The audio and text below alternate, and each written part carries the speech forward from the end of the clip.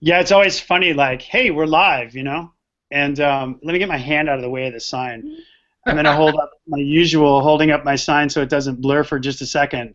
But what's up? Wes Smith, Variety ShYo, and today the guests are Jen and Corey Piper. I'll talk a little bit more about that in a second. A couple announcements before I come back to that. Let's see, last week, a couple things we put out as far as Juice Recordings. That's the label that I'm involved with. We had a release last week come out. Say anything, say anything, say nothing. Say nothing.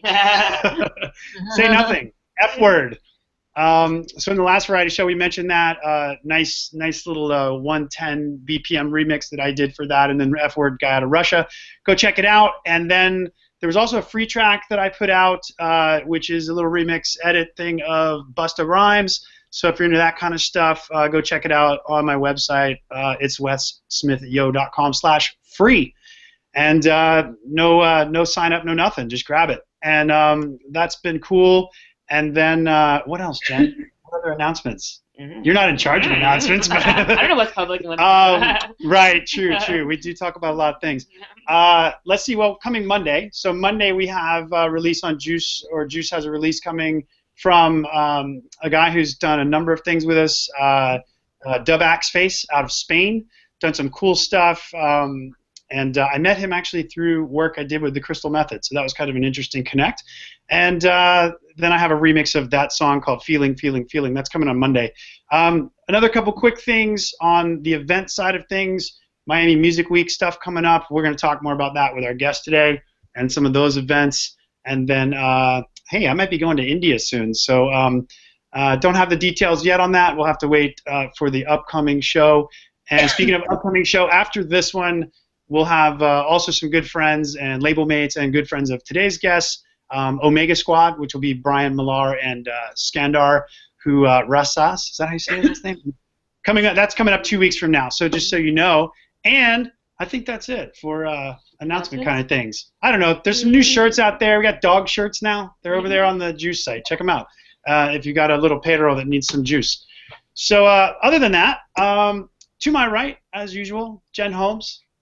Hello. I can pronounce that one. Yeah. And then over in New York, as we have had for the 3 episodes, we've got Kelly Ross, Kelly Balls. And you may notice her background has changed. We're going to talk about that a little bit in a second. Well, I would say it yet, but there we go. Awesome. We'll talk about her new background in a little bit. And then back to this one more time, and I'll shortly here make an official intro of how I know Jen and Corey Piper. They may be known better to some people as the Xero Tribe group that they head up. I don't know if group was the right word. They'll correct me and all that stuff in a second. But I know them because I guess we're all DJs, and they found me somehow through the amazing interwebs, and we talked for a while back in 2014, I guess, and then I played a party. They have an annual party, big party in St. Louis called Apocalypse. I believe I did Apocalypse 5. I think they just had 6, and it was very cool. We'll talk a little bit more about that as well, but that is how I know them, how I met them, and then we've partied some in between in different places and St. Louis again. And with that, Jen, Corey, welcome. Introduce yourselves and tell people a little bit about you before we get into some chat. Hi. Hello. I'm Corey. Jen. It's Jen. We're married. We got married in September, so we're like pretty much newlyweds. But I'm kind of old news to her. It's not special. Whatever. In St. Louis, we throw parties. Dinner parties, raves. All kinds of parties. We have a yearly party, like Wes said, the Apocalypse Party every November. Wes was on number 5. Then we had last year we had number 6. We had the Crystal Method. We were pretty excited about that. That was a lot of fun. We have no idea what direction we're going with it this year, but you never know. Hey, speaking of which, I mean, I always definitely like to talk about some of the DJ aspect and how I know people. Clearly, this show and anyone we've had so far is tying in people with that I've met through my either travels, whether physically or internet or whatever, creating music, but all through music in some way. And so, since you mentioned Xero Tribe, that's a whole entity in itself. But then Apocalypse, I guess, talk a little bit about Apocalypse first. Kind of jump right in on that one and just take me back to like some of the beginnings. I'm not sure I know them. I just know it was a kick-ass party, and it was a lot of fun. So I think that being the biggest way that I know y'all in the beginning, it'd be cool to maybe tell our listeners, a little bit more about the origins of that and how that's made it to number 6 and 7 and what's going on there. Sure. Well, it started off. I was like, there is not enough cool parties that I want to go to, so I wasn't getting booked as much as I want.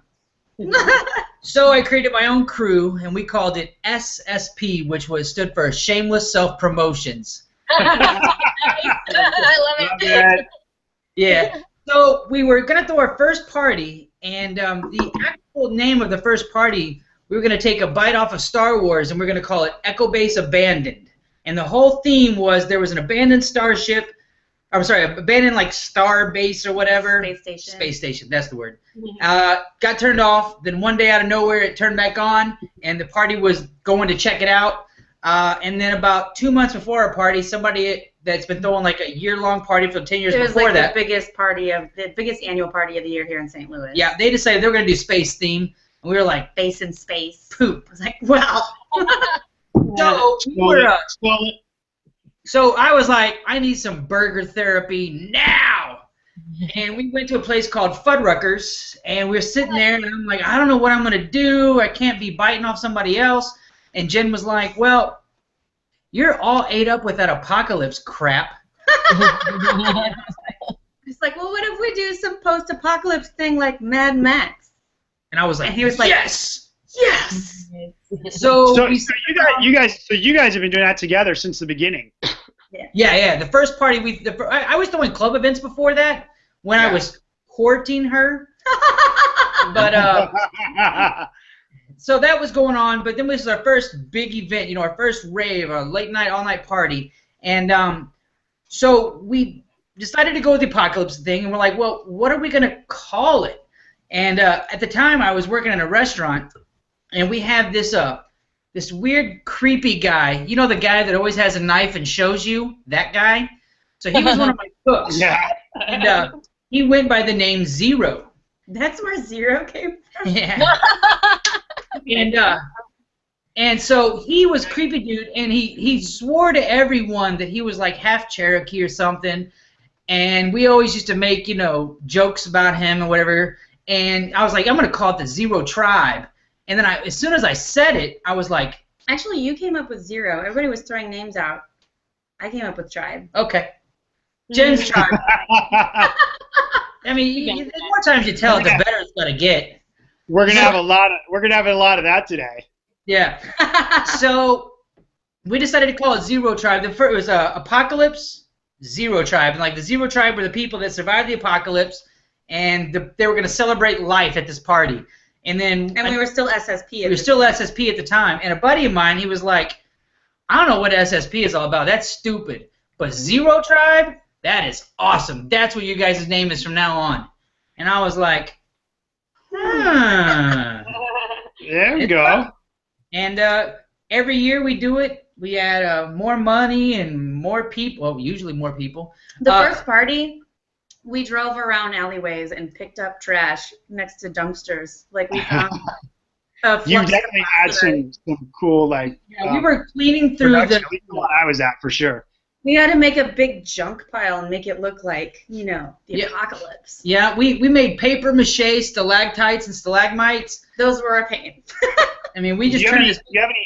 I don't know if you dig up any pictures while we're on here. We can come back and you can just throw a picture in the camera or something. I was looking for one while you were talking. I was looking for one online. I'm sure there's pictures out there. There's pictures on Facebook for sure. Yeah, they're on the Xero Tribe page. If you go back into the albums, you can find the albums from the parties way back when, and they're all in there. Oh yeah. Well, maybe Kelly or someone can maybe Kelly can dig that up while we're talking about other stuff. But I get distracted enough already. By the way, well, on that note, and the fact that you you announced that you're a married couple. I did, Corey. I wanted to make sure you saw that I got your Piper in there big. It's all caps. So Yeah, that's only funny to the three of us probably, because when we were putting this thing together and I was asking them a few questions, and I already know them somewhat, but we were talking about some more like things that were interesting of late, and so of course I asked them. I said, well, can I just say Jen and Corey Piper, and of course Jen's first in that, and then Corey's like, as long as the Piper is a bigger font. All right, dude, nerd. Okay, done with nerd designer jokes. Well, okay, so usually I wait a little longer to do this, but I'm going to bust it out now, because since you were talking about apocalypse and aliens and things, I got to do the sock. The sock thing's got to go now, man. So I got these just for you. Hold on a second. They're coming. This is usually like midway through, but You couldn't wait. Sure. They're dark green, but there's aliens on them. It's kind of hard to see. They're dark green with aliens on them. Are those UFOs? What I probably have to do is just take my sock off. Jen's like, oh god. And maybe hold them like closer. There you go. Yeah, you see I like it. that's my Xero Tribe tribute sock. Well, we haven't. But this also requires that you show your socks. So what socks are you wearing? Aliens. Yeah. Oh. Bring them. Did you play the Alien Apocalypse? No, that was Crystal. No, but I just know you have aliens and things, and I don't know, aliens have to do with ends of the world and stuff like that. So I had these, and I thought I'd rock them for you. It's awesome. So yeah, so now what socks are you wearing, man? That's the deal. I show you mine. Well, mine aren't very special. Am I supposed to show mine? Yeah, dude. Take your shoe off. Show us a sock. Back with lots of Zoe hairs. Look at all the Zoe hairs. All right. Y'all in for a treat, just so you know. I bet. I hope there's a hole in it.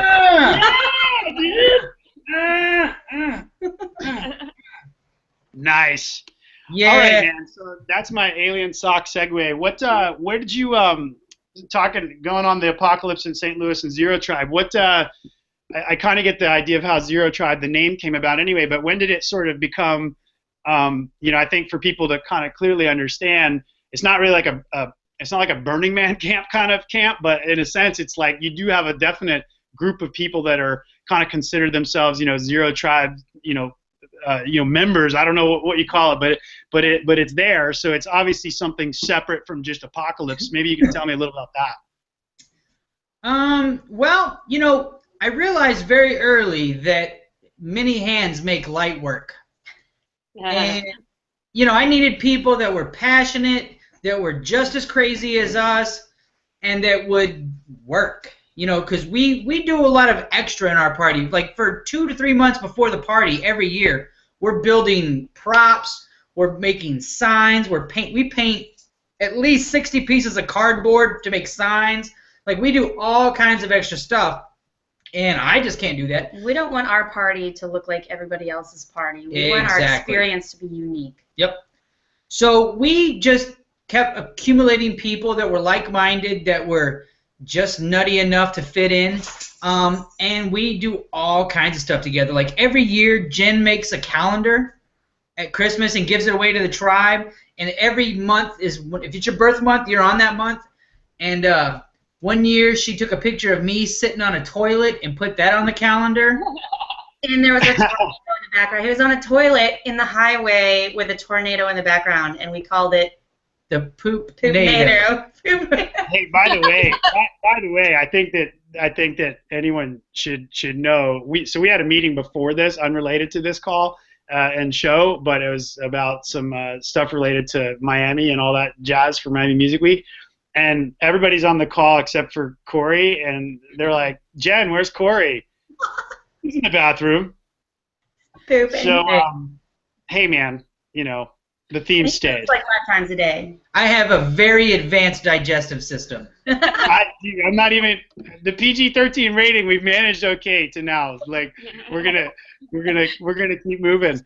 But so you have give me an example, like how many people in if I called it, I don't know, a tribe. Hey, there's an original word. Like, how many people would you say are kind of part of that? We have 9 official tribe members, but then there's probably 10 to 15 other people Like assistant that are tribes. they do everything with us. You know, they help us with the promo. We have like an inner circle that's involved with all the decision making. While I run the show, everything I do, I run by the committee. Everyone gets a vote in the tribe. Yeah. So it is official. So there's an official tribe to it. Okay, it's not totally loose like a lot of. It's not like a dictatorship. Okay. No, there's an official tribe members, but there are a lot of people that roll with us, that come to the stuff we do, that wear the clothes, that support us, that pass out flyers. I mean, they're not in the voting circle, but they're definitely in the family. Right. Well, I think that's cool, man. I mean, both of you, I think that's cool to kind of cultivated that, and you kind of cultivated that sort of, well, clearly separate from any sort of Burning Man example or guidance. I mean, that's the first place I really saw. I mean, I've always seen, throughout years of going to parties, DJing at parties, whatever. I mean, I've definitely seen groups of people that would, maybe fall into that tribe category. But I don't think until Burning Man, maybe the last few years, I really saw where and this is loose even at that, but where I saw where they might have had 10 people that were organized basically like a business, but not a business. I mean, in a sense. Anyway, I do find that to be a really interesting just kind of combination of people or community of people that are working towards doing something, and they figured out how to kind of balance that bit between art and the business that has to happen. It's interesting. So, but cool. Well, hey, one of the people you told me, I tried to get you to have your crossbow wielding friend Leslie on the show, but I understand. But you might as well tell people a little bit about that. And then you said, well, the crossbow is new and the weather's too cold, so it probably wouldn't be the best idea to try to shoot this thing. And then you said she bought a gun. So I don't know. Take a second and maybe just explain the crossbow thing and I guess if she now has a gun, I don't know. Did you buy the gun for her? I don't know. Yeah. Tell me about it. You want me to handle it? Okay. Well, So we're a little bit ate up in the whole apocalypse thing, and we want to be prepared if the zombie apocalypse does happen. So first off, we have our crossbows, sawed-off shotguns, and pistols. Are you doomsday preppers? Are you doomsday preppers? No, I mean, come on. Not all the way. Just, you put No. No. That is not when I ask a question about someone's friend and then find out that the origin is really their own obsession. But Leslie gets involved with it is she lives down the street and around the corner, and she's over here 3 or 4 nights a week, and we feed her. She's like our own pet. No. She's our BFF. Yeah, so we feed her all the time, and she kind of caught the bug by proxy. And so we bought her a handheld crossbow for Christmas, and then I took her out back with a target and had her shoot it. We're like off the back deck, like leaning over and shooting at the plastic target and missing stuff, and it's dark, and I was like, oh my god, we can't do this with people looking, we'll go to jail. And yeah, we like crossbows. Is it like this? I mean, is it like this? Oh, that's way too advanced. By the way, if you talk to Leslie later, if you go Google Leslie Wilk crossbow, that's what comes up. That's hilarious.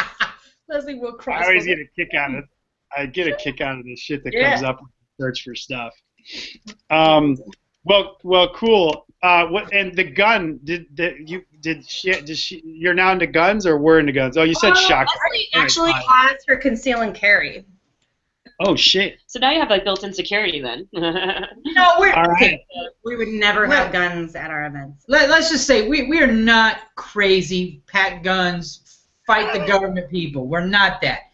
My family's from Kentucky. I've always been around guns, so it's not a strange thing for me.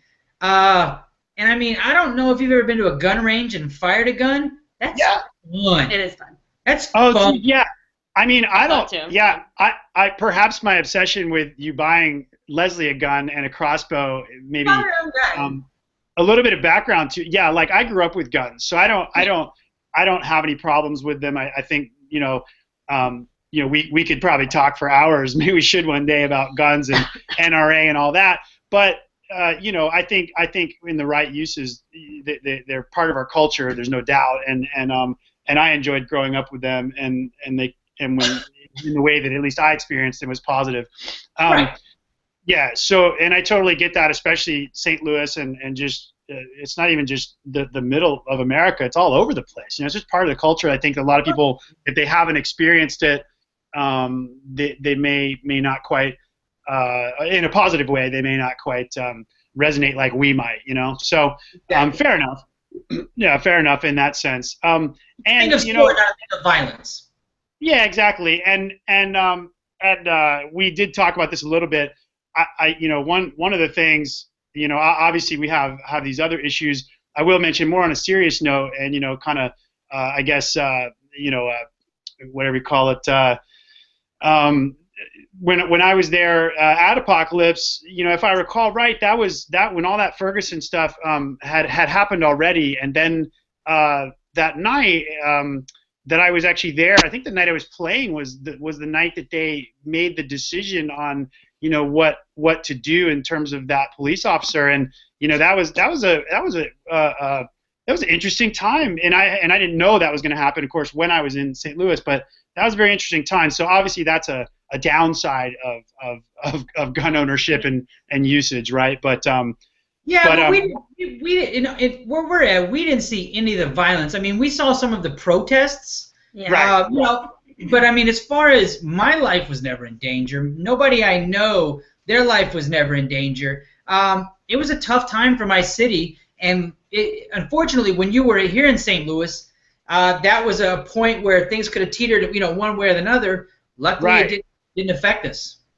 Yeah, and I was, I mean, obviously, like you said, the location we were was removed from it, but nonetheless, it was on the minds of everybody, and yeah, that was an interesting time for me to be somewhere, sort of with this paradox of celebrating on one hand and being there to celebrate and do this party, and then on the other hand, all this kind of issues and maybe unrest going on. We didn't know it was going to unfold yet, and then of course what did unfold. So yeah, definitely an interesting dichotomy for me. And I always, when something like that happens, especially if I'm somewhere doing a party, that always sticks in my mind for really maybe forever. When those kinds of things take place, because it's just such a black and white in terms of what's going on. But anyway, I am glad that things have moved on. Obviously not completely, but like you said, things didn't get too crazy, for you and a lot of people and friends, and things worked out for the better. But not to make the whole show about that, but that was an interesting time and kind of a segue off guns. So trying to keep it positive. Trying to keep it positive, St. Louis. Did I know next time we'll have a gun show? Yeah. What? Something interesting related to that is actually Leslie went overseas. She did a month abroad last year, and she was telling some people from Germany where she was from, and nobody knew where St. Louis was. And she said, "I'm from Ferguson," and they were like, "Oh." Yeah, so, isn't that funny now? Like not funny in the sense of what happened, but it's an oddity, a bizarre thing where something can be known all over the world like that, right? And that's just a suburb of St. Louis County. Yeah.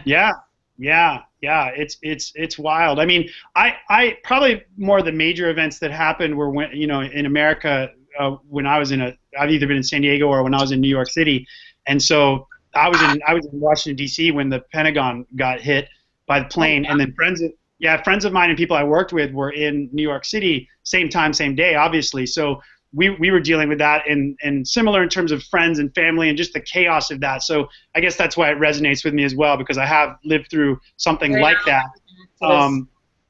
Different subject matter, but lived through the same kind of oddness and stresses, and it takes weeks, months for people who aren't even directly involved in a lifetime, probably for those who are. But anyway, heart goes out to those involved in any of those things, or that may still be dealing with them. But yeah, so yeah, I mean, I guess coming off of well, my point to that was going to be about New York. Was, you know, when I lived in New York, I mean, New York way before I was there, and still it's always had the New York City kind of brand name around the world.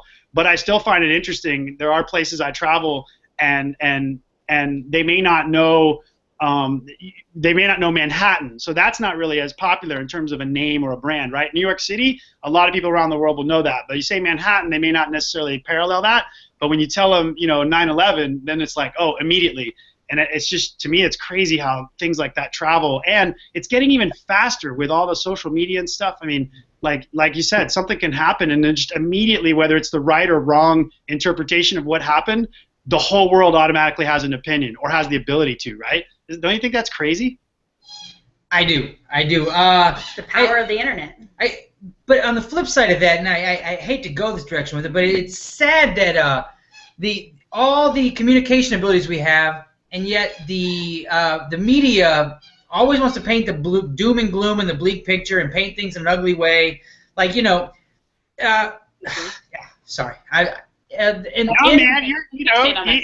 you know, we do whatever on here, man, and I think it's an important topic. I mean, you know, Corey, we've talked about it some, and Jen as well, and this Gen Z, Gen H, and Kelly. I mean, you know, I'm a firm believer. I mean, for me personally, I mean, I have bad days. I have things that don't go right. I have times I want to scream in a pillow or whatever. But you know, I do make a conscious effort to try to be really positive.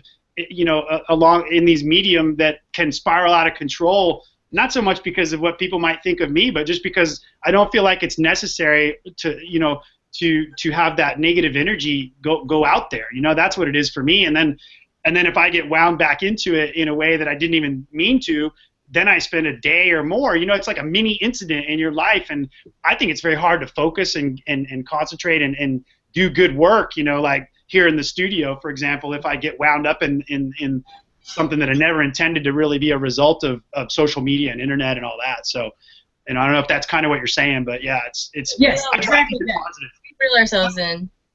One main thing I was trying to get at is during all that time in turmoil and tribulation in St. Louis, you know, there were bad pockets of bad things happening, but there were so many peaceful protests. There were so many people standing in front of you know, standing in front of the smaller and the weaker and helping each other out. There were a lot of people helping and not destroying, and it just sucks that when everybody thinks back on Ferguson, all they think about is doom, gloom, tear gas, and people hurting each other, and that's not how it was. It was I believe that, and I mean that's that headline culture, and that's a much more important example of what I was describing in terms of something, you know, it's almost like only the sensationalized, you know, angry bits are what propagate to the rest of the world, and it's unfortunate because, like, I know if it's an issue for me or some friend of mine, I know that there's something else going on the ground in their little room, you know what I mean? So to speak, or their city or whatever.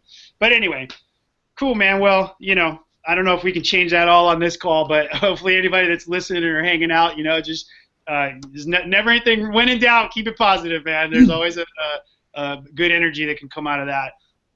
We were talking about your shows and stuff. I Heart Breakbeat. I think that's the name of your monthly. Tell me about that. Babe? Did I get the name right? That's our monthly. Every third Friday, we host I Heart Breakbeats at Upstairs Lounge, which is the longest running underground venue in St. Louis. It's 7 days a week, every single day. There is some type of underground music being played.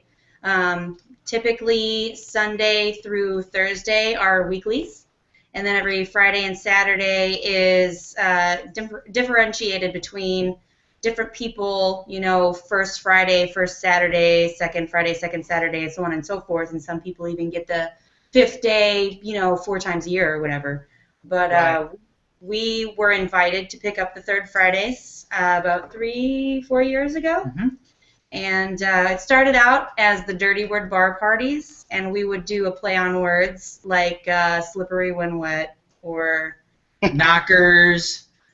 What's that a play on? You know, but then we wanted to kind of we wanted to give it a solid name because we weren't getting as many return guests as we wanted because a lot of people didn't realize that it was a theme and it was a recurring event. So we gave it a name, called it I Heart Break Beats, and then we started getting the people. And we typically every month we'll bring a different local out to join us, or we'll bring in somebody regional or somebody like you know, from across the country and just pop in and party with us. Yeah, cool. So I mean, I think one of the things that I've seen, you know, speaking of social media and all that, and it's difficult for me when I would travel places just as a tourist or visitor.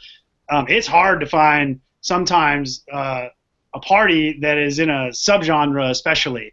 You know, maybe not just the bigger, whatever the biggest club in town is. And so I think that's cool. You know, if you're in St. Louis, cruising through, check it out. Stop there. It's a fun little place. I played it once. Nice little venue, good little sound system, and a great group of people there. So, and appreciate that as well. But yeah, that's cool. So, Corey, Jen, Xero Tribe, check them out if you're floating through St. Louis and looking for a breakbeat event. Hey, on that note, tell us all what a breakbeat is. You know, when it goes like boom, and then it's like clap, And it's like, it's like boom, boom, and then clap. I love it, and I'm just gonna leave it right at that, and then be like, no. What? So I know y'all have some cool events coming up that are not promotions you're doing. We talked a little bit about that. What do you got coming up, Jen? I think you mentioned. I don't know. It was part of our conversation about you enjoying Glitch Hop. What's coming up in that regard? We are playing an event at 2720 this Saturday. We were asked to open up for Love and Light, which we love Love and Light. They are awesome. And I've recently been doing a little dig-in, checking out some other stuff, and I have fallen in love with some really good glitch hops. So I'm really excited to play around with that this weekend with Love and Light. So. Yep, 2720 is a local venue that it's pretty eclectic. There's all kinds of shows. Like one night a month, in their upstairs they have a super late night, like 6 a.m. disco party. Then downstairs there'll be dubstep. They do hip hop, jam bands. The place is super cool. It also doubles as an art gallery, and I know one time Monk and his girlfriend actually threw a yoga class in the art gallery. 2720. It was really cool. Hey, is this Love and Light? I'm not familiar with it, so. Yes. I got it right. The right one. Awesome. Yeah, you're playing with them. You're playing with them. So if anyone's around St. Louis or that area and listening or watching, and you want to check it out, and you, as I, were not as familiar as they, then that's them. Check them out. Google them. They do a lot of really awesome bootlegs that really separate them from everybody else. Muddy Waters, just all kinds of super cool stuff. Look them up on YouTube. We saw them for the first time about 2 years ago at a local party, and we instantly fell in love, and now we follow everything they do. Awesome, dude. I think it says they're from LA. Are they from LA? Yeah. Oh, cool. All right. Hey, speaking of LA, what about? Didn't you tell me LA? Like, aren't the Rams moving back to LA? Yeah. It's okay. We'll still get the Cowboys. You told me that. I was like, I have no idea. I don't even like football, dude. I was like, I don't even know how I'm going to bring that up, and we walked right into it. All right. So. all right. Nobody in St. Louis. We feel the loss. We didn't want them to go. We tried to make concessions. We accepted the fact they were going to tax us to build a new stadium. We put all this money up, and the owner, Stan, still screwed our city over. Stan Kroenke. He brought his team here, made a bunch of money, left us with a big bill of 10 more years to pay off the stadium that we built for him. He wanted us to pay for the stadium for him. We did pay for the stadium for him. He wanted us to pay So for there's no love. their stadium. So there's no love there. No. No. We loved like the Rams. We like them. Don't like the owner. We were all right. You know, St. Louis is a huge baseball town. We also love our hockey team, the Blues. And then we're like, yay, we can go to a football game if we want to.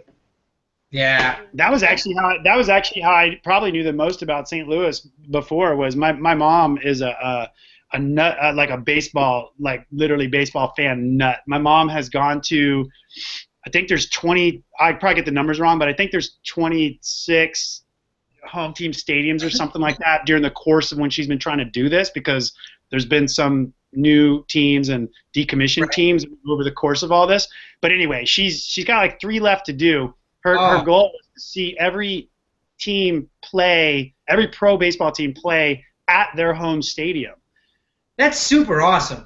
Yeah, right? So she has like 3 to go. And I did 5 of them with her. I did all the California teams with her a few years ago. We took my truck and started here in San Diego, saw the Padres, and then we went on up to Anaheim, LA, and then Oakland, San Francisco, and saw them all at their home stadiums. It's crazy how she plans this stuff.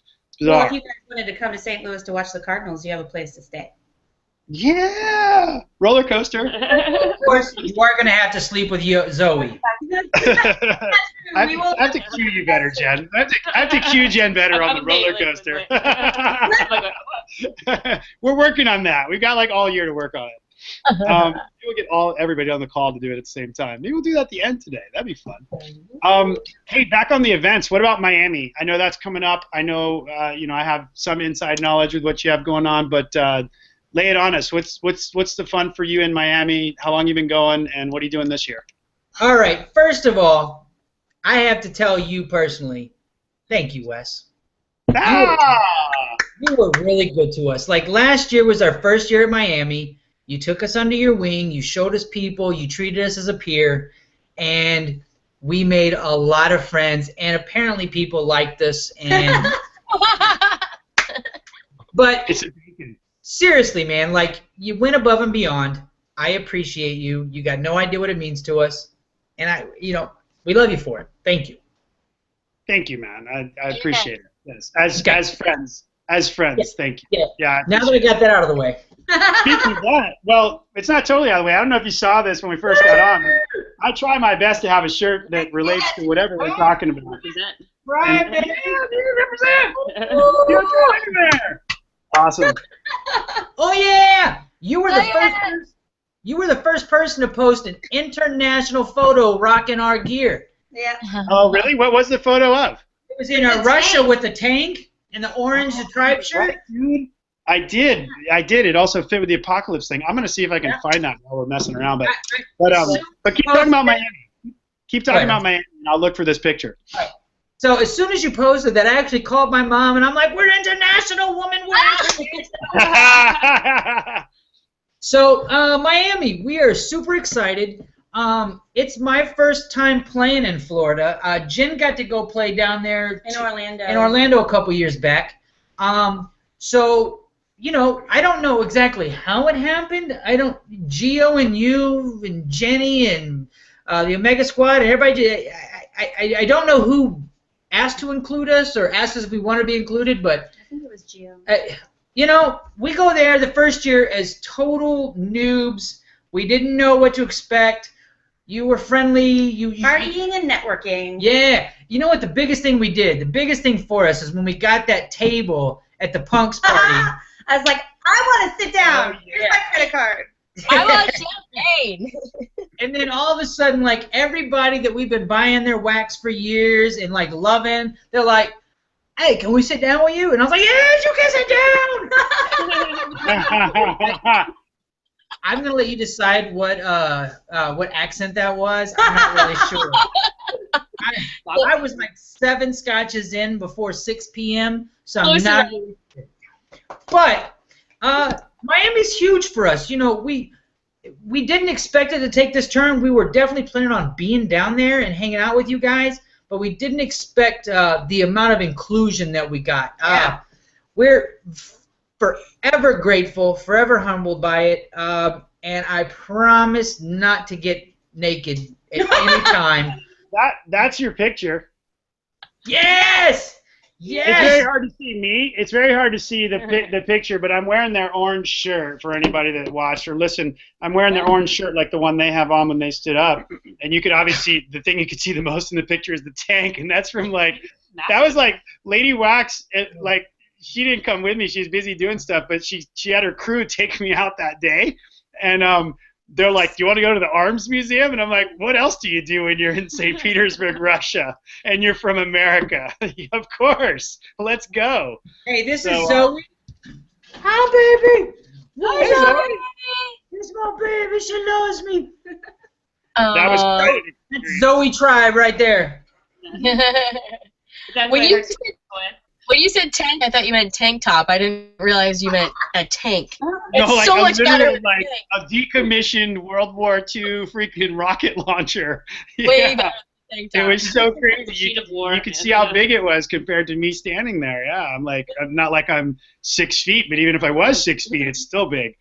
Yeah. So, well, that's cool, man. Looking forward to seeing y'all in Miami. And yeah, I think that all kind of came together because I had DJ'd separately for all of you. So for you with Apocalypse, and I Heart Breakbeat, then for Shui in San Francisco with Space Cowboys and at the Public Works, and then for Geo in Miami maybe the year before you guys came down or 2 years before.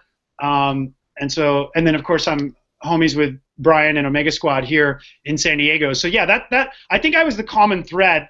I definitely have not done most of the work. I think I've just shed knowledge where people thought my 2 cents mattered. But and I totally appreciate y'all doing what you're doing and driving all that and getting it going. And I think it's really cool. I guess in my mind, connecting everybody was really my goal, because I thought that it could add some different flavor. Particularly Miami, but maybe also some other places in the future. West? Yeah. I believe it's flavor. Flavor? Flavor. Flavor. Flavor. Yeah, well, I gotta spoke like 2 white boys. Flavor. It's flavor, man. I'm sticking to it. All right, dude. Hey, well, hey, Kelly, so you've been patiently waiting. We were going to do this new thing today, not new in the sense of the entire world, but for being our 3rd episode, I always get a tickle out of the fact that almost everything can be new. So Kelly was going to do some crate digging, and are you prepared, Kelly, to Yes, I was so prepared for this. I actually have 4 tunes that I dug up, and it's not exactly tunes that are very. It's not current today, but I've got the first one. Do you want me to play a little clip of it, or what would you want me to do? Yeah, I think since we called this crate digging or something like that because we wanted to dig around in crates. I get promos. Kelly helps me with the promos. That's how this all kind of came about. We thought it'd be fun to have a little intermission, and because one of my good friends here in San Diego was funny. He watched both episodes so far. And he's like, the funniest thing I think, he's like, it's fun to listen to. He's like, but the thing I find the most bizarre is that you talk for an hour and a half, and there's no music. So here we are. Damn it, we're putting some music in here, and our guests, maybe, I don't know, maybe we'll see if they like it or they don't. Go play some clips, Kelly. Thumbs up. Okay, so.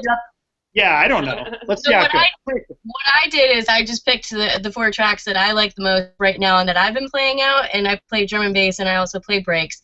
You can go on my SoundCloud, and I've got a playlist together for these. So if you like them, you can either download them for free, or they've got the Beatport links. So the first one is somebody that's on the call that we actually have on mute.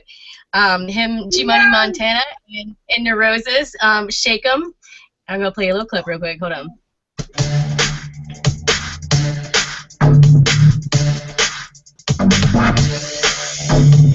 Shake, shake, shake, shake, shake, shake, shake, shake,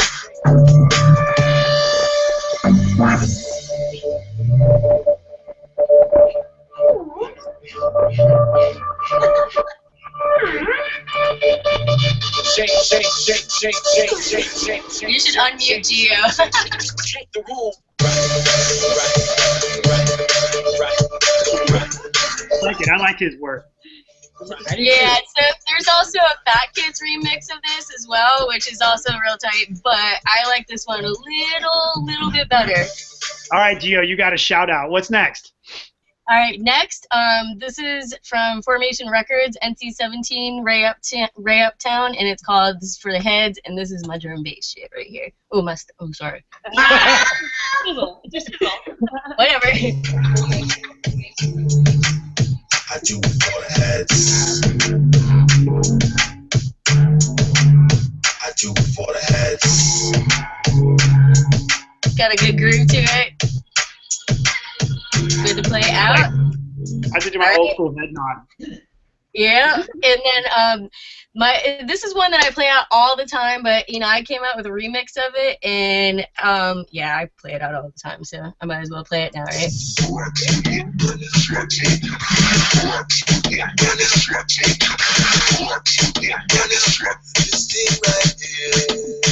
That's Ferguson. We have some Moomba going. Yeah, it's a little bit of both. And then Incredible General. This is an oldie, General Levy, but this is Galvatron bootleg remix, and this is free on SoundCloud too. So, wicked. This is what I was playing, you guys. That's a good classic right there. Yeah, even I know that one as little as I listen to drum and bass. Incredible. but I do like it. Maybe we'll call that section Needle Drop. I don't know. Needle drop, that would be great. So if you go on SoundCloud, it's /agent-137, and you can get any of those on there. Get it, people. So there, for my friend Brian Despot, we now have included some music. Yeah, Brian. Thanks, Brian. You gave me Agent 137. Awesome. Well, what a great time to switch gears. Hey, Corey, I hear you've been getting into film. This is what Jen tells me. Film as a hobby? I don't even know what that means. What does that mean, dude? Okay. So, about 6 or 7 years ago, me and a buddy of mine, we invested a lot of money and a lot of time into launching our own movie dinner place because we both were obsessed with movies. Well, we failed. We lost all of our money and all of our time, but the love of movies still persists. I am a junkie for movies. I love movies, all kinds of movies. I like the way they make movie all time. Favorite movie all time? Empire Strikes Back, duh. Mine's Clint Eastwood, Good, Bad, and the Ugly. What do you got, Jen? I don't have one. I'm gonna go that route. Jen? Gen Z? Okay, so my favorite movie is Epic, but arguably Epic. It's my favorite movie. And right. It's Might be like Labyrinth or something. I love That's what Labyrinth. she said. That's what she said. Labyrinth. We couldn't hear you. But Jen has opted out. What about you, Kelly? Ross? she said Labyrinth. Oh, you said it too. I said it at the same time. Dude, we're outnumbered 3-1. I don't even know what that is. All right. Wait a minute, all three of you girls. You're talking about somebody who said their favorite movie was The Good, the Bad, and the Ugly with Clint Eastwood, and you want to know why I don't know what Labyrinth is? Oh my God, you have to go. We love the Labyrinth! All right, fine. So back to the filming, Corey, please.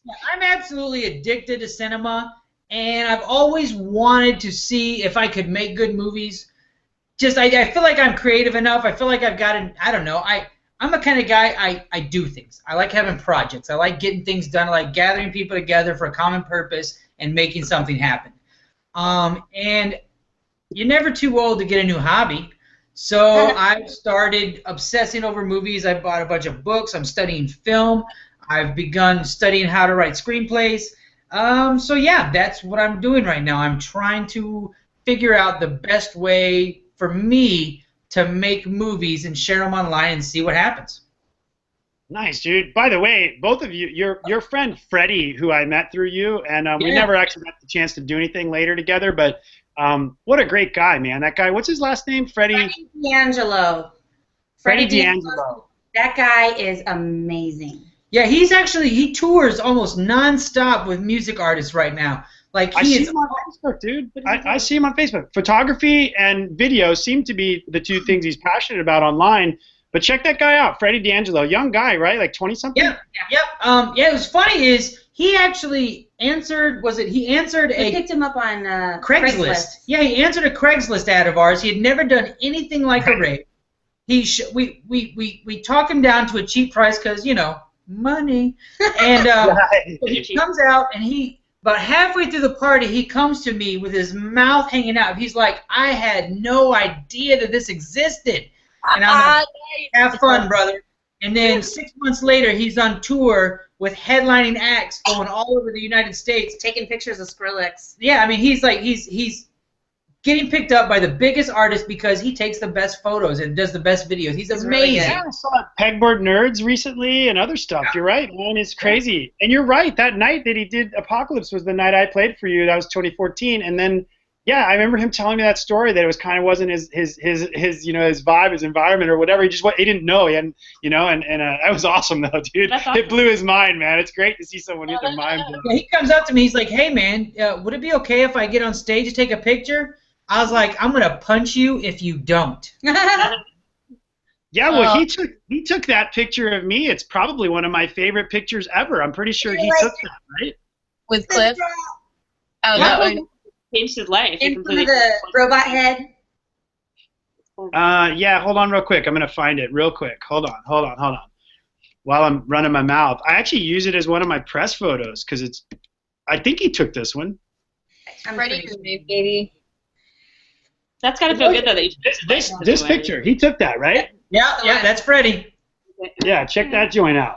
Look at that. Your hand is right on the laser. That's beautiful. That's perfect. It's crazy, man. It's crazy.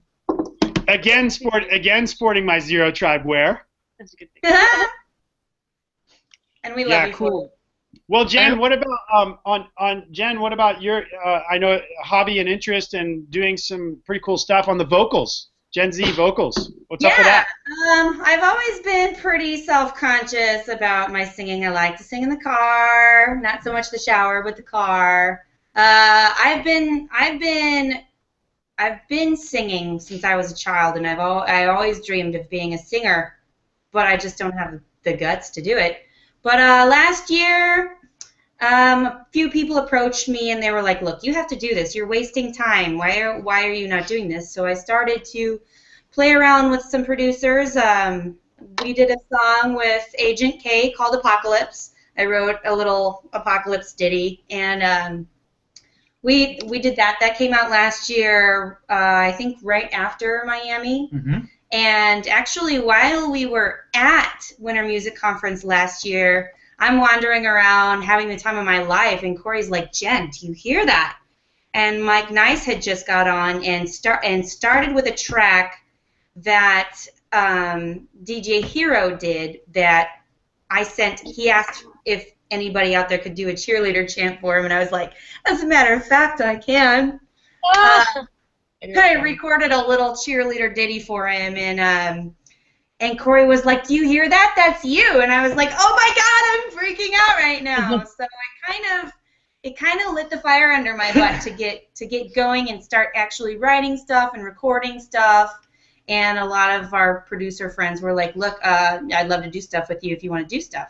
So I currently have 3 songs in production right now that should be coming out just after Winter Music Conference, I believe. One of them is with Agent K again. Another one is with Bella. And then I'm also working on one with Omega Squad. Nice. Congratulations. That's cool. Love it. That's exciting exciting story from shower to getting some tracks out, right? Car, not shower. Oh, wow, I'm sorry. I don't know why I was thinking shower. In there. Hey, roller coaster ride. Hey, I pulled up one of these. I don't know, one of the ones you mentioned, real quick. Darkness now, shadows all around. That's you, right? Yeah. Yep.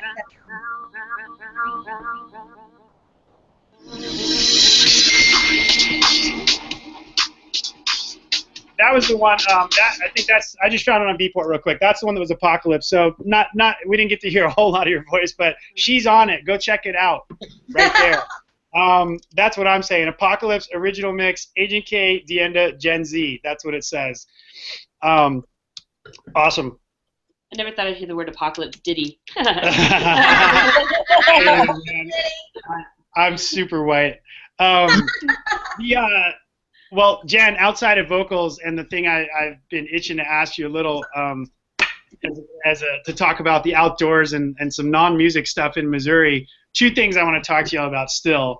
One is food in Missouri, because that's just, I had the most fantastic time eating food in Missouri. So, I don't know. Tell people, like, top couple barbecue or whatever to go eat when they flow through Missouri. Well, Missouri. A lot of people typically think in the Midwest that barbecue is the way to go. We do have some really, really good barbecue restaurants. Sugar Fire Smokehouse is one of our favorites. Pappy's is another one. But honestly, we're not really pigeonholed in any one cuisine. We have an amazing just array of all types of cuisines, restaurants that are killing it in just every different type. There's so many. It would take me years to take it's unbelievable. I think you sent me to Sugar Fire, and by the way, that was, I'm gonna tell you, that was one of the funniest dinners of my life, eating with a driver, myself, and Smokey Ilson at Sugar Fire in St. Louis. So good.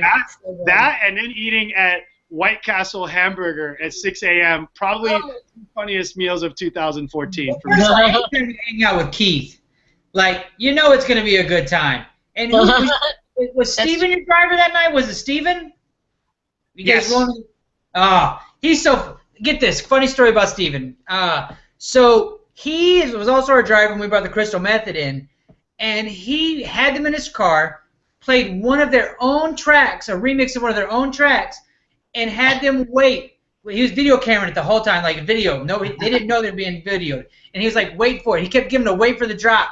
Wait for the drop, and they're like, okay, and they're all leaned in, and everybody was leaned in. And he's like, no, wait for it, wait for it. And he must have told them wait for it for like 2.5 minutes straight.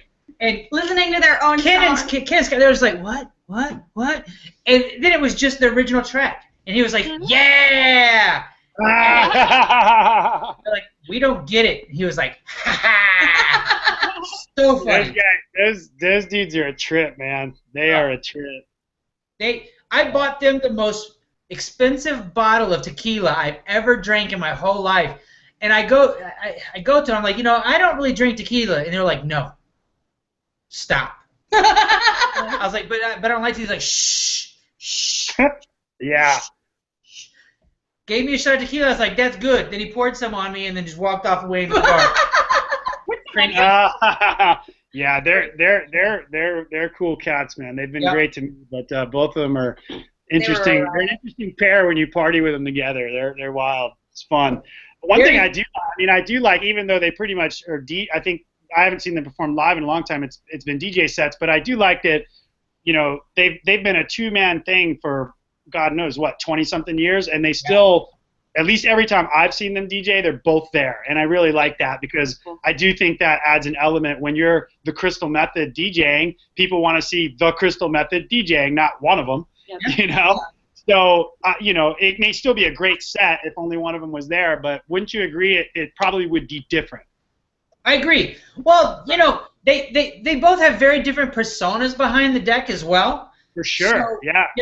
But they're always cheerleading the next guy on. They're always sitting there clapping with their headphones around their head, all weird and. The visor headphones. It's an interesting thing to have that and do that as a duo. I mean, Omega Squad here, they're that way, and it's a different dynamic. It's cool. I think you can do great as an individual or multiple, but I do enjoy watching that, because it's not something that I am part of in a duo. So it's always interesting.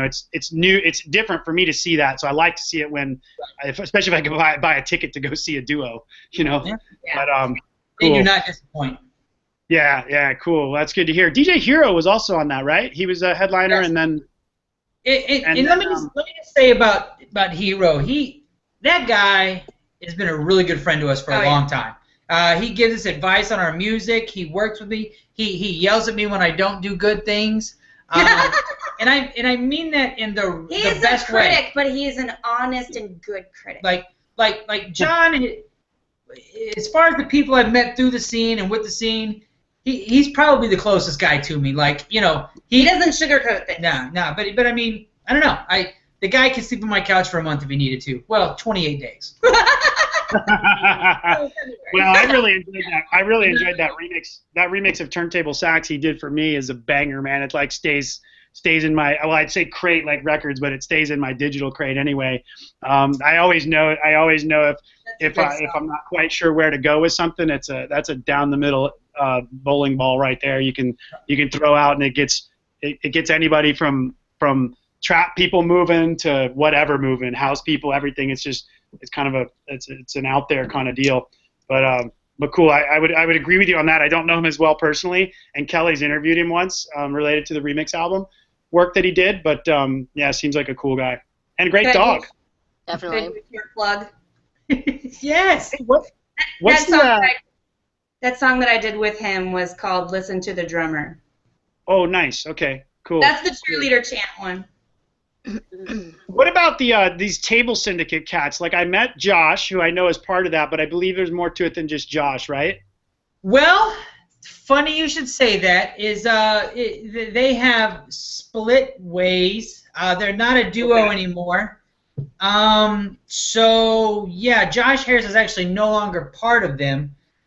Josh has been making music a long time.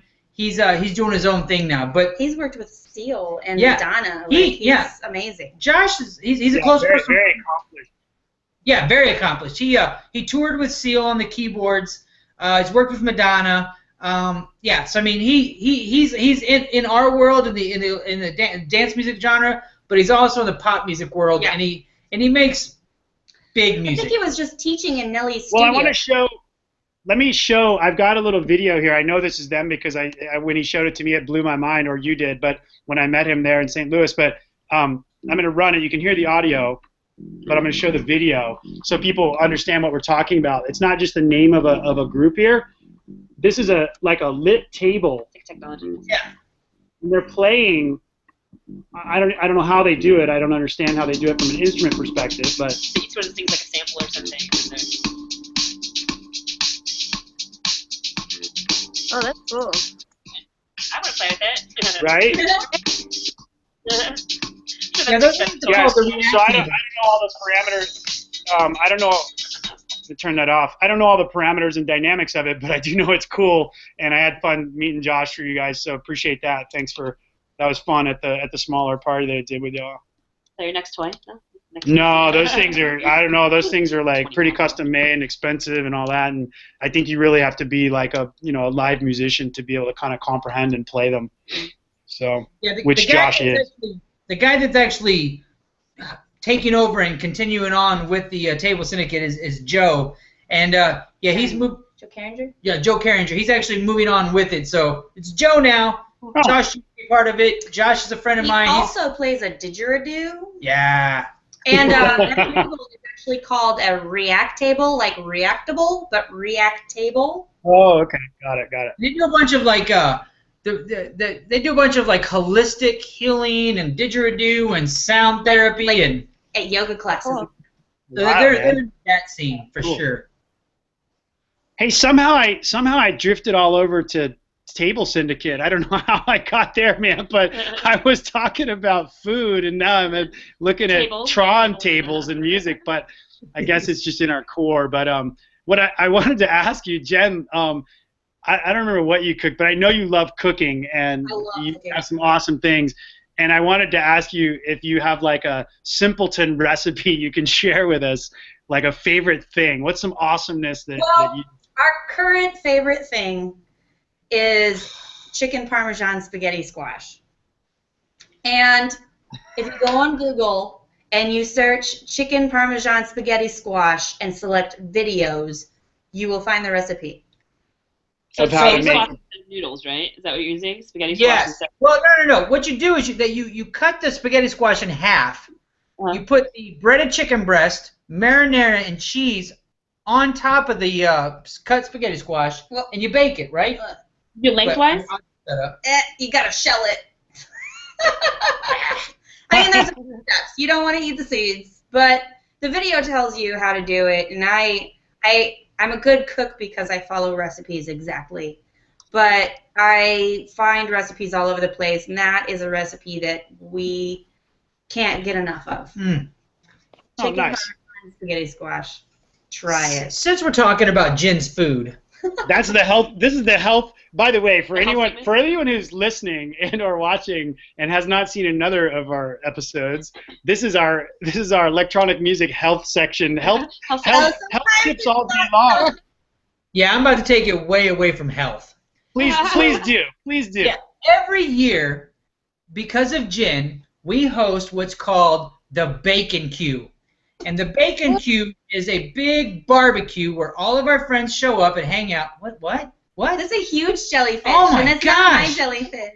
That thing's amazing. That one's so much cooler than my jellyfish. So every year we have people show up at our house, and everyone has to bring a bacon dish. If you don't bring a bacon dish, you can't come in. And it can be anywhere from a drink to a dessert, breakfast or dinner, anything as long as it has real bacon in it. Oh And wow. we've had everything from bacon Bloody Marys to bacon ice cream. Bacon cheesecake balls. This is what we I'm got- talking about. Yeah, last year we made 2 trophies. We actually bought them from a trophy making company. So we gave out real trophies with little pigs. And there was one trophy that was the most creative dish and another one that was the best tasting dish. And we probably had to try about 24 dishes to judge, and it was so it took all night to try all the That is crazy, dude. You know what people tell me when I describe the kind of things I eat out here nowadays in California? They're like, "Oh yeah, you people in Southern California, you all eat like birds." That's the answer I get.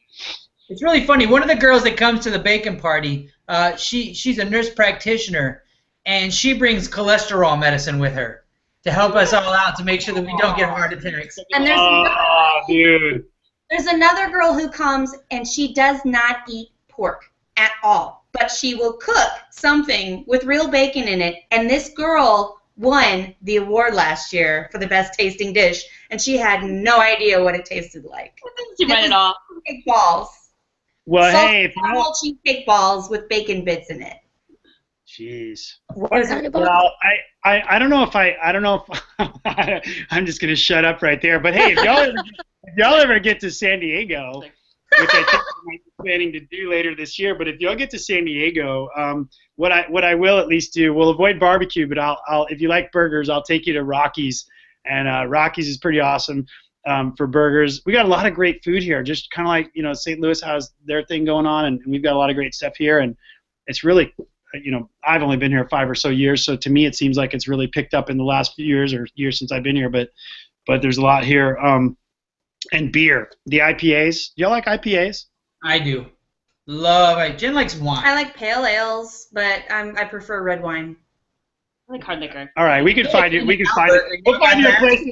We'll find you a place that lets you bring the bottle, Gen Z. And Hey, I actually have a purse that is disguised. I have a purse that has a bladder in it and a pop out little spout. oh my god. Now everyone knows. I can just pretend it's my Nice. purse.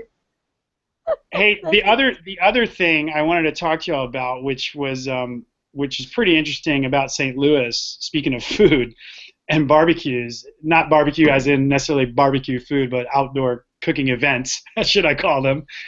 God, so many words these days. I have to try to figure out. Do I seem like I'm not thinking straight today? You're at least a little disheveled. God, it's taken me like 7 times to get any word over 3 syllables out of my mouth. Just short words. I don't know, man. I was messing around with some glitched out vocals. I guess that's a problem. Glitch. Whew. Anyway, outdoors is what I was talking about. Gen Z, you have some, and Corey, you have some great outdoor stuff. Summertime, St. Louis. I don't like the cold weather. I need to come back there when it's summertime and do some awesome stuff. What are you going to take me and do if we get there at the right time? You have got to do a float trip with us. Missouri has the most beautiful rivers, scenic riverways, crystal clear water, and you can just get in your little kayak with your 6-pack and watch the trees go by. And I got my little rugged speaker attached to my little kayak so we can take our break beats on the river, drink some drinks, eat some chicken strips. Chicken strips. Some bacon wrapped break beat. Yeah. So we are super avid kayakers. Like every weekend that we don't have a gig, we're on the river. We love it. Love the river because it's amazing. It's free. God put it there for everyone to enjoy, and we do whatever we want. Jen has a Bluetooth Bluetooth speaker. It's called Eco Exhibit. Yeah, and we just go crazy. We party. We get drunk. Once a year, we do an overnight river trip where we get on our kayaks. 4th of July weekend. We get on our kayaks. We go halfway, like 6 or 7 miles down a river, pull over, get drunk, camp out, bust out the hammocks. Sleep in the hammock. On the side of the river, get back in the boat the next morning, and go back down the river some more. Hey, have y'all ever done a party outside like that in any of those areas, or is that not allowed in St. Louis? We've done plenty of outdoor events. Now, okay. I mean, here's the deal, though. Like, a party, you've got to get speakers, and you've got to get power and generators. And I don't know of a generator that's going to fit on the back of my kayak. Right. Oh, for that. No, for that. But you've done them out, I guess, just outdoors, maybe not per se. Oh, sure. We have local burns that we actually used to be a real big part of a local burn. But it got to the point to where it was more work than reward for us. Yeah. We had a lot of fun. It was a great time. But it got to where we were expected as opposed to appreciated. We got turned down every year. Like town, not turned down. Our sound got turned down. Like we in a lot of the other stages, I think. I thought you meant you got turned down like from the camp. I'm like, you're volunteering a sound system and you got turned down. That's trifling right there. down, and it just got to the point where it wasn't worth all of the work anymore because we didn't want to play muffled sound. And one year we went out there, and Corey had an additional equipment gig where he had to leave and go and rent out a sound system to someone in the city while I was still out there at interviews, and it snowed. And people got cases of hypothermia because it had rained the night before. People were out drinking and partying in the rain, and then it froze over and snowed, and I'm here without a car to heat me up, without my man to heat me up, and I'm considering crawling into the next tent and snuggling someone to try to stay alive, and I'm like, I just can't. I can't. Yeah, I don't know what you're talking about. I don't know. We're dying. Maybe we can put an outdoor better weather party together or something when I make it. We have everything. When I finally get my business together this year and get off. What we do every year that is outdoor is we have a pig roast. I'm on it. Yeah, and now that we have bubble soccer, we are going to have that activity. Oh, I'm so glad you said it, and now I'm gonna hold on real quick. She said bubble soccer. I've helped talk whatever this is, whatever you call this, whatever I do in this chair, whatever you call what I do in this chair. I've been doing for an hour and 10 minutes just to talk about bubble soccer. So I'm gonna play this little video. Culmination right here. This is it. This is what it was all about. I'm gonna do it right here. I'm gonna play this real quick just so y'all can hear these people having what looks like so much fun. This does look like fun, actually. Yeah. Hold on. Yes.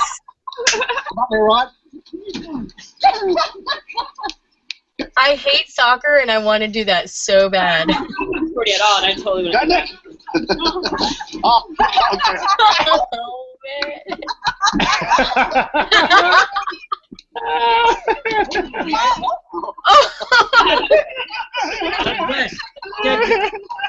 So we wanted to share a little bit of bubble soccer ourselves, so I'm going to turn my camera around and check this out. Yes. Who is that?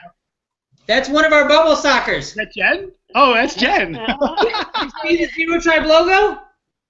I do. That is so awesome. That's crazy. Can we find a way Can we find a way to do an outdoor party and then have bubble soccer at it, please? Seriously. We're going to do an outdoor party at least twice this year with bubble soccer. At least twice. So this May, Leslie and Valerie, who are two of our prime tribe members, they're graduating college, and I am getting older. So we're going to do a party at a park this May. Is that why you wear hats, Corey? Is that why you wear hats, Wes? I got mine. Yeah, it's baby. It's wispy. Shiny. So we're gonna break it out this May for the graduation / birthday party, and then for the record, real quick, I wear hats because they're cool, bro. Yeah. You guys wear the right hat. Yeah. So please continue. And then we're gonna do the bacon, the pig roast, which we've been doing that for 4 or 5 years now. This will be the 4th year. Yeah. It's been great, man. We used to no. It'd be the 5th year. This is the 5th year. Yeah. 5th year, yeah. So we basically take a couple of hogs, we cook them outdoors not on a spit, but in in like a pit. And it's been great. We've had people come out. It's a family event. Yeah. Kids are allowed to come. Everybody comes. It's fantastic. We have music the whole day into the night, and then when it turns to dark, we have a big ass a big bonfire. Big bonfire, and everybody just hangs out and has a good time. All children, babies. It was something. Especially the babies. Especially one of my uncles used to have a pig roast every year. He had a lake house, and he would have a pig roast every year, and he stopped doing it when his family fell apart, and I missed it so much. And once the ball started rolling for Xero Tribe, and we got to the point where we could do stuff in the summer in between apocalypses, I was like, I would really like to. I missed that experience, and I would like to be able to share that experience with a lot of our fans and friends, but I want them to have the same. I want them to get the same thing out of it that I got out of it, with the family feel, and everyone coming together, and it not being like a cliquey VIP kind of thing where I wanted it to just be everybody sets their differences aside. We all come together, and we're a family. We roast a pig, have a barbecue, play games, and have fun. I actually That's that Xero Tribe love. I will say, as we get to the end here, way back to some other part of our conversation, I did mean to mention your production, and I told y'all this before, I think, but out of all the places I've played, and I've played some really fun and great places, there's been some other great promoters, but on the U.S. side, in terms of a one-off production, bringing in all the equipment, all the lights, all that stuff, from the ground up, essentially in what is a hockey or ice skating rink converted for the night, that's a big effort. So personally, I haven't played a lot of parties like that, maybe some parties that size, but in established venues, whatever. That's a whole different proposition. Anyway, your production on that, not only the production at the place, sound, lights, all that, but you could feel that love, like you're talking about, Jen, going into it, your circle of friends and Xero Tribe friends that you have that help put that on. This was at a different time, but making cool little stuff, things like that. That extra heart that goes into things, and then even just the professional driver and all this stuff. That may sound, if you're someone listening to this or watching this, and you DJ and you haven't done these kind of things, or a person that hasn't done some of these kind of things, you can end up getting picked up by someone that's drunk. They just forget about you at the airport. Like, everything happens, and not a single bit of that happened from, like, basically the second I got to the airport and to the second I got dropped off at the airport. It was flawless. So anyway, thanks for that, guys. No, thank you for saying that, Wes. We pride ourselves on doing things the way that we think are right. Like, we don't screw around with people. We're very honest and upfront with people. We are very aware that we are a B- C+ market, so we don't have the ability to really spend a lot of money and do everything. But what we do have the ability to do is to take care of people. Yeah. And we, Right. you know, we build relationships, and we love the people that we bring. You know, you were super awesome with us. Like, you came up early and hung out with us at our monthly before the show. I mean, like, you know, you treated us. Got me tilted. We do that. Yeah. Everybody comes to St. Louis thinking they're a rock star, and we always send them home limping. But you did well. True story. You did well. You held strong. Yeah, yeah. The next day, it wasn't near as bad as we had ShYo on last time 2 weeks ago, and I went out.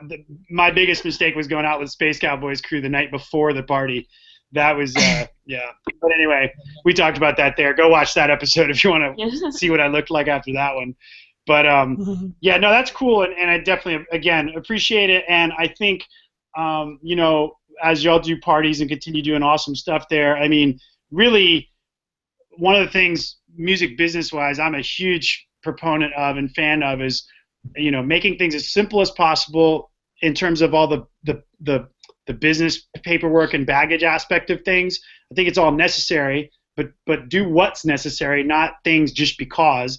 And y'all seem to have a good balance of that.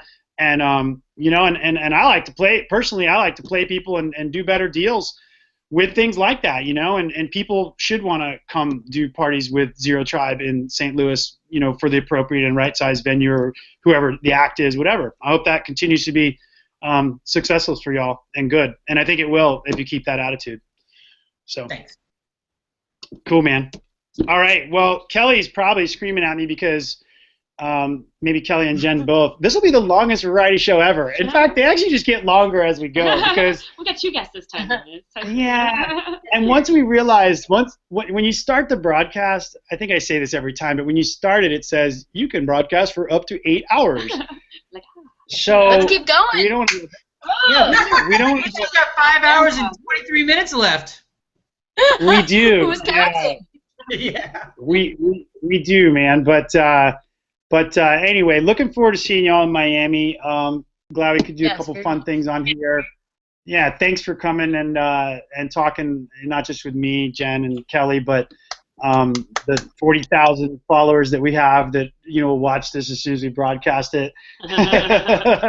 And hey, you know, I will say this: our audience has doubled every time we've done this, which is fantastic. Because when you start at 0, we've got like 5 now, but it's awesome. So for all of you that are still listening, you know, we'll keep hammering away with the variety show. And on that note, aside from all the thanks and stuff, we have our special ending that we're gonna do, Jen and Corey.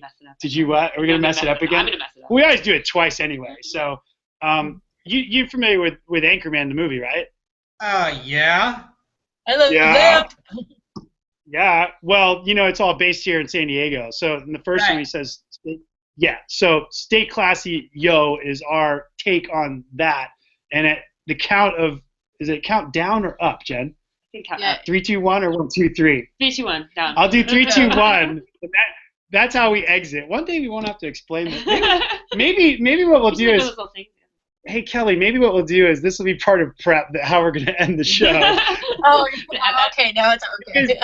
Because I haven't talked about it so much. Like, if people are listening, they probably do it with us, like in their head. They're like, come on, dude, just say it.